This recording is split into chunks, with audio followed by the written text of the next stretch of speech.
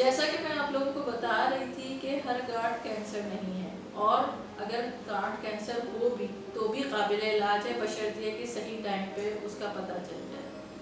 اب آپ لوگ یہ کہہ سکتے ہیں کہ کس طرح پتہ چلے اور ہمیں کیسے پتہ کہ یہ گارڈ کینسر والی ہے اور یہ گارڈ کینسر والی نہیں ہے؟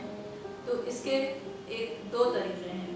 ایک تو آپ سال میں ایک دفعہ کسی سرجن سے اپنی چھاتیوں کا معائنہ ضرور کرائیں، ہمیں اپنی ہیلتھ سیفٹی کا خیال رکھنا چاہیے۔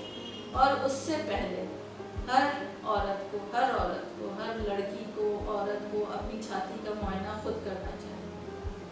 کیسے معائنہ کریں گی اور کس وقت کریں گی؟ بیسٹ ٹائم ہوتا ہے کہ جب وہ ان کی ماہواری ختم ہوتی ہے، تو اس کے بعد جب وہ پہلا شاور لیتی ہیں، نہاتی ہیں، تو اسی میں وہ اپنا ایگزامینیشن خود کریں، کسی دوسرے سے بھی کروانے کی ضرورت نہیں ہے۔ سرکولر موومنٹ میں یا کلاک وائز یا اینٹی کلاک وائز اس کو جو ہے وہ چیک کریں اپنے ہاتھ سے، اور بغلوں کو بھی ضرور کریں۔ اگر انہیں کوئی گانٹھ یا کوئی چیز محسوس ہوتی ہے تو یا نپل کو دبا کے دیکھیں اس میں سے کوئی ڈسچارج ہے، تو اسے اگنور نہ کریں کہ ایسا تو ہوتا ہے، یا شرم کے مارے بتانا نہ پسند کریں، بلکہ فوری طور پہ کسی قریبی سرجن سے رجوع ضرور کریں تاکہ وہ دیکھیں۔